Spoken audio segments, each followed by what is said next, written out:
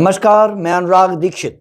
व्याख्याता डॉक्टर महेंद्र उपाध्याय की सेवानिवृत्ति विदाई समारोह पूर्वक हायर सेकेंडरी क्रमांक 2 में आयोजित की गई।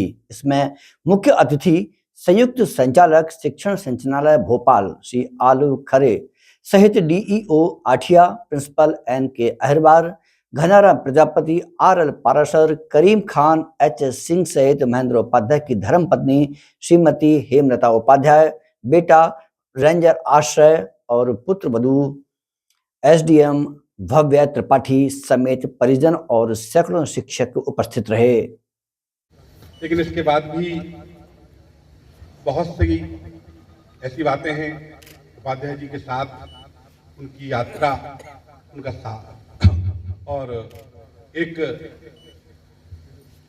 पारिवारिक माहौल, ये पल हैं, हमारी यादें हैं। इन्हें शब्दों में तो हम नहीं बांध सकते, लेकिन इसमें कुछ समय लगेगा। सतीश, माइक बंद मत करना। सम्मानीय मंच और यहाँ सामने बैठे हुए हमारा पूरा परिवार, मैं इसलिए कहता हूँ कि इसी भूमि में मेरा जन्म हुआ, यहीं मैं पला बड़ा, यहीं मैंने शिक्षक के रूप में काम किया, यहीं मैंने जिला शिक्षा अधिकारी के रूप में काम किया और लगभग 35-36 वर्ष जो होते हैं जीवन का सबसे स्वर्णिम काल होता है, तो मेरा टीकमगढ़ है और आज भी मेरा घर यहाँ है। और सेवानिवृत्ति के बाद उपाध्याय जी ने तो कहा ही है, मुझे वापस भी यहीं आना है। इसीलिए मैं बार बार कह रहा था कि मुझे अतिथि शब्द से जब आप संबोधित करते हैं तो थोड़ा कष्ट होता है। अपने घर पर कैसे कोई अतिथि होता है?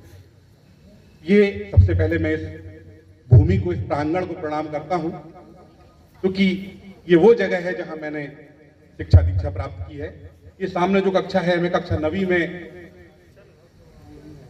भूमि पर बैठकर, टाटपट्टी पर बैठकर अध्ययन करता था और बिल्कुल मेरे सामने जो कक्षा है वो कक्षा 10वीं में मेरा कक्ष हुआ करता था। तो इसके बाद समय कक्षा 11वीं तक ही हम लोग, बोर्ड परीक्षा होती थी तो 11वीं की कक्षा है, उसमें दोनों विद्यालय एक थे, जो क्रमांक 1 के भवन में पढ़ा हूं। तो आज इस मंच पर 44-45 वर्ष पुरानी यादें ऐसी लग रही जिसमें फिर से एक बार वो बच्चा बन के, वो छात्र बन के, क्योंकि इस मंच पर भी बहुत कुछ, जब हमारे वार्षिकोत्सव हुआ करते थे तो वाद विवाद प्रतियोगिता, भाषण प्रतियोगिता और जो नाटक वगैरह होते थे वो सब में भाग लेता था। तो आज फिर लग रहा है कि शायद वो 40-45 वर्ष बाद फिर से एक बार इस मंच पर खड़े होने का अवसर मिला है। मैं इस मंच को प्रणाम करता हूँ। निश्चित रूप से उपाध्याय जी के बारे में बहुत कुछ कहा गया और हमारे जैन साहब ने तो एक बहुत लंबी फहरिस्त जो थी वो रखी और निश्चित रूप से मुझे लग रहा था अभी भी कुछ छूटा हुआ। उपाध्याय जी को केवल सेवानिवृत्त व्याख्याता के रूप में हम नहीं मान सकते। उनका व्यक्तित्व, उनका कृतित्व इतना बड़ा है कि वो किसी समय की सीमाओं में, किसी परिभाषाओं में नहीं बांधा जा सकता। उपाध्याय जी अपने आप में सिर्फ उपाध्याय जी हैं, बस यही बहुत कुछ है। सबसे पहले जैसे कि मैं परिवार के बारे में आना चाहूंगा। निश्चित रूप से आदरणीय भाभी जी का साथ उनके साथ रहा और निश्चित रूप से ये आपके और भाभी जी के पुण्य कर्म हैं कि वह परिवार आज बहुत अच्छी स्थिति में है। बड़ी बेटी का विवाह टीकमगढ़ के एक प्रतिष्ठित परिवार में हुआ। दामाद साहब बहुत अच्छे पद पर हैं और निश्चित रूप से जो एक सुखी परिवार होता है, एक समृद्ध परिवार होता है, हम उसे कह सकते हैं। इसके बाद अगर हम बेटे पे आते हैं तो निश्चित रूप से हमारे आदरणीय त्रिपाठी जी और समधन आदरणीय मंगला त्रिपाठी जी को जब देखते हैं तो निश्चित रूप से धर्मपरायणता की जो एक प्रतिमूर्ति होती है आप दोनों में नजर आती है और वही संस्कार बच्चों में आए हैं। अभी जैसे कि आश्रय ने ये कहा कि मैं आज मंच पर बैठकर असहज महसूस कर रहा हूं, तो मैं सिर्फ इतना कहना चाहूंगा कि हम लोग कौन बनेगा करोड़पति देखते हैं। एक एपिसोड था अमिताभ बच्चन का, उस एपिसोड में अमिताभ बच्चन की हॉट सीट पर अभिषेक बच्चन बैठे हुए और उन्होंने कई प्रश्न के साथ एक प्रश्न किया था कि पापा मैं कैसा बेटा हूं। तब अमिताभ बच्चन ने कहा था इतने लायक कि तुम आज मेरी कुर्सी पर बैठे हो। तो बेटा हम में खुशी है, तुम भी इतने लायक हो कि आज मंच हम लोगों के साथ शेयर कर सकते हो और भविष्य में भी करते रहोगे। अब पुत्रवधी नहीं मैं, चूंकि उसने खुद बेटी कहा है, इसलिए पुत्रवधू ना कह के पुत्री ही कहूंगा, भव्या। निश्चित रूप से हम लोगों के लिए बहुत गर्व का विषय है कि आज वो एसडीएम जैसे पद को सुशोभित कर रही है, और हमारा आशीर्वाद है कि आगे जाकर आईएएस बने और हमारे देश के, हमारे प्रदेश के जो प्रमुख पद हैं उनको वो संभालें। और सबसे बड़ी बात, इस मंच पर हमारे नाती राजा, हम लोग बुंदेलखंड में नाती राजा ही कहते हैं, उपस्थित हैं, तो उनको भी बहुत बहुत आशीर्वाद। तो मैं सिर्फ ये कहना चाह रहा हूं कि एक जो अच्छे संस्कार हैं, जो अच्छे कर्म हैं, उनका जो पहला परिणाम परिवार के रूप में होता है, आज पूरा का पूरा परिवार यहाँ पर एक बहुत अच्छी स्थिति में, बहुत सुखद वातावरण में हमारे पास है। तो निश्चित रूप से हम उनके पुण्य कर्मों का, जो उनके कर्म हैं, जो उन्होंने अच्छे काम किए हैं, उसका परिणाम है। और अगर हम उनकी जो यात्रा है सेवा का, उसको देखें तो निश्चित रूप से 38 वर्ष उन्होंने पूरी तरह समर्पित किए हैं। केवल एक विद्यालय तक वो सीमित नहीं रहे, बल्कि पूरा जिले में उन्होंने काम किया, पूरे प्रदेश के लिए काम किया, और राष्ट्रीय स्तर पर एनसीसी की उनकी उपलब्धियां हों, राष्ट्रीय सेवा योजना की उपलब्धियां हों, उनकी विज्ञान क्लब की उपलब्धियों में कई बार उनसे नाराज होता था कि उपाध्याय जी कोई काम छोड़ना है कि नहीं छोड़ना है। मैं और उपाध्याय जी एकदम बचपन से तो साथ नहीं आए, हम लोगों का परिचय महाविद्यालय।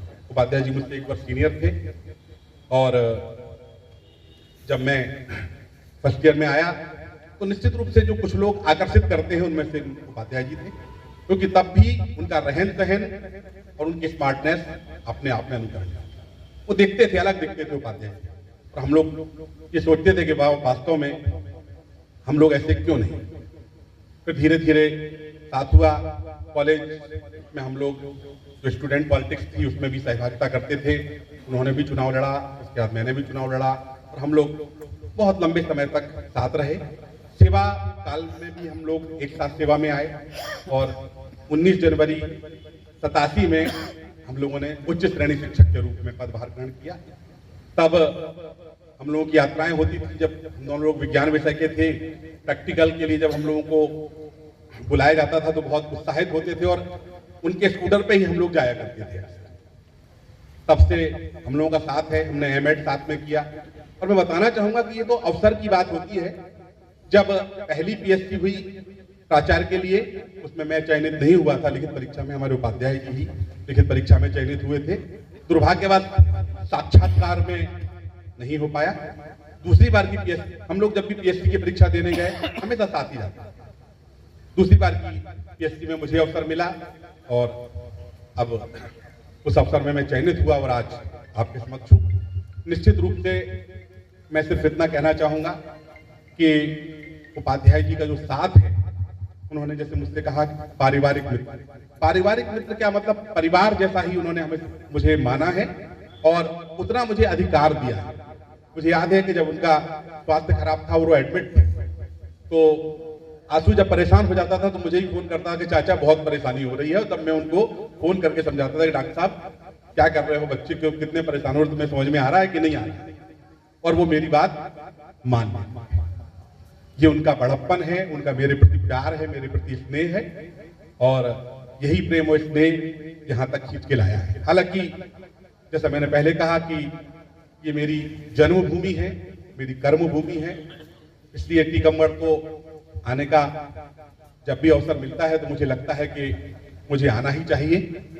और आप सबके बीच में जितना मुझे स्नेह मिलता है, जितना मुझे प्यार मिलता है, वो मेरी जीवन की सबसे बड़ी पूंजी है। हमारे सामने जितना भी सब बैठे हुए हैं, मैं बार बार ये कहना चाहूंगा कि मतलब मुझे कोई अलग लगता ही नहीं है। सुधा मैडम बैठी हुई हैं, उन्होंने मेरे साथ बीएससी पढ़ा हुआ, बीएससी में हम लोगों ने साथ पढ़ा है। हमारे अरविंद पांडे जी, हम लोग 6वीं 7वीं 8वीं में सीनियर बेसिक स्कूल में साथ में पढ़े हुए हैं। भरत अभी बता रहा था कि मैंने उसको पढ़ाया है। अनुराग ही कहूंगा क्योंकि मुझसे जो छोटे हैं, मुझे नाम लेने की आदत है, मैं सामान्यता जी नहीं लगा पाता। इनसे छोटा भाई प्रशांत मेरा जूनियर रहा, और इनसे बड़े भाई मेरे जूनियर थे, तो ये मुझसे बहुत छोटे हैं।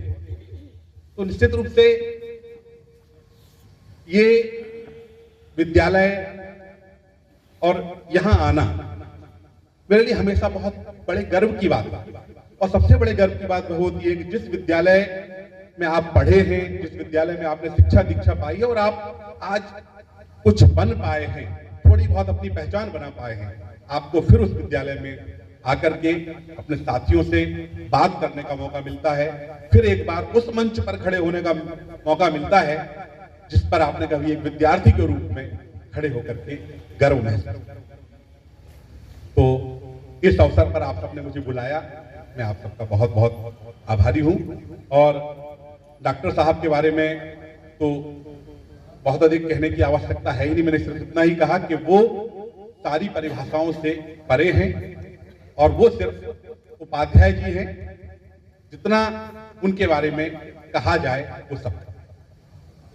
मैं बहुत अधिक अच्छा वक्ता तो नहीं हूं, मुझे बहुत ज्यादा बोलना भी नहीं आता, सिर्फ आमने सामने देख करके जो भी बातें होती हैं, जो दिखता है, बस उसी को शब्दों में पिरो के अपनी बात को कहने का प्रयास करता हूं। एक बार फिर हमारे उपाध्याय जी को भविष्य के लिए बहुत बहुत शुभकामनाएं। अब आप स्वतंत्र हो चुके हैं, स्वच्छंद हो चुके हैं, तो अपनी तरीके से जो जो आपने कार्य योजनाएं बनाई हैं उन सारी कार्य योजनाओं को आप फलीभूत करें। और हम तो हमेशा साथ रहे ही हैं, जब आप आवाज देंगे आपके साथ होंगे। धन्यवाद जी।